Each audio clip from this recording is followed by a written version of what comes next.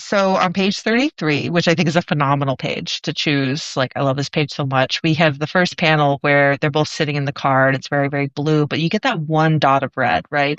It creates like a point of contrast. There's like a look back moment where we're seeing the interior of, on the second panel, we're seeing an interior of like a fridge, I think. And there's that one more dot of red, and notice that it's getting just a little bit bigger. It's still a circle though.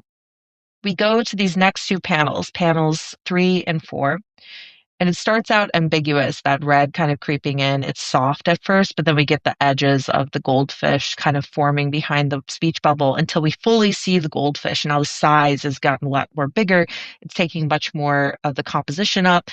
It's hilariously creeping in on Businessman's head, which I think is speaking to what the MC is saying, where she's saying, they have a silly goldfish on their to-go box. Have you seen it before? And that goes back to what's in the fridge, to this goldfish creeping up, and he's kind of looking at her like, what? Like, what? What are you talking about? And then that then allows us to jump to the red of them getting out of the car. Breeze does this like incredible panel in panel kind of break. There's actually like a secret extra panel here because we get like the street itself, but then we also get the car door framing it.